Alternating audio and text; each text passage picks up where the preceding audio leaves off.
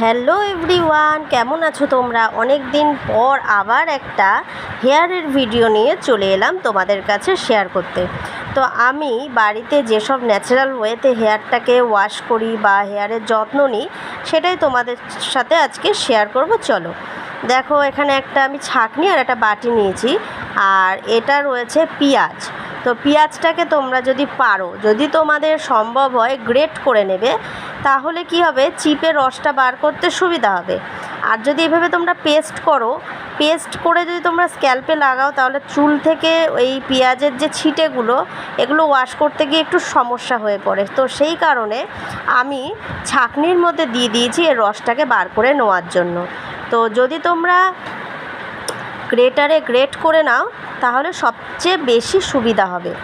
তো যাই হোক, আমি ভুল করে এটা পেস্ট করে ফেলেছি, তো সেই কারণে এখন ফেলে তো আর দেওয়া যাবে না।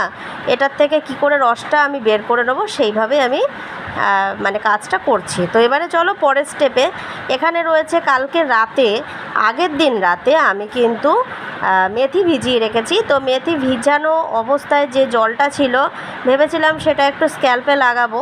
তো যখন আমি এটা মেথিটা বার করলাম, দেখলাম পুরোটাই সোপ করে নিয়েছে।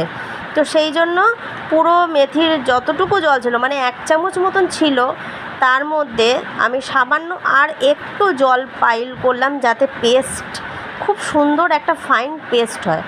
তো আপাতত আমি মিক্সিতে দিয়েছি শুধুমাত্র মেথি। অ্যালোভেরা দিয়ে দিচ্ছে, এটা ফ্রেশ অ্যালোভেরা। অবশ্যই অ্যালোভেরাটাকে কেটে একটু খাড়া করে রেখে দেবে, দেখবে হলুদ একটা কসকস পদার্থ বেরিয়ে যাবে। তারপরে কিন্তু অ্যালোভেরাটাকে অ্যাপ্লাই করবে।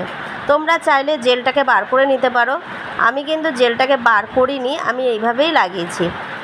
আর অবশ্যই দুপাশের যে কাটা থাকে, সেগুলোকে অবশ্যই তোমরা ফেলে দেবে। তারপরে দেখো, একটা ফাইন আমি পেস্ট তৈরি করে নিয়েছি। এবারে তোমাদের যদি মনে হয় যে আরেকটু পেস্ট করবে, তাহলে এর মধ্যে সামান্য একটু পেঁয়াজের রস বা সামান্য একটু জল দিয়ে কিন্তু আরেকটু পেস্ট করে নিতে পারো, ঠিক আছে? বেশি যেন পাতলা না হয়, সেদিকে অবশ্যই খেয়াল রাখবে, কারণ বেশি পাতলা হয়ে গেলে গড়িয়ে গড়িয়ে মাথা দিয়ে ঘাড় দিয়ে গড়িয়ে পড়বে, সেটাতে সমস্যা হবে। তো আমি মনে হলো যে একটু জল এতে দরকার, তো জল না দিয়ে আমি করলাম কি, পেঁয়াজের রসটা এতে অ্যাড করে দিয়েছি। এবারে ঠিক এরকম একটা টেক্সচার তৈরি হয়ে গেছে। এবারে আমি কি করেছি, অবশ্যই কিন্তু স্ক্যাল্পটা যেন পরিষ্কার থাকে, মানে আগের দিন যেন মাথাটা পরিষ্কার করে ওয়াশ করা থাকে। কোনো তেল অবস্থায় বা নোংরা চুলে এগুলো কিন্তু অ্যাপ্লাই করলে এর কোনো ফলাফল তুমি পাবে না, ঠিক আছে? অবশ্যই যখনই তোমরা এই সব প্যাকগুলো ব্যবহার করবে, স্ক্যাল্পটা যেন পরিষ্কার থাকে, মানে আগের দিন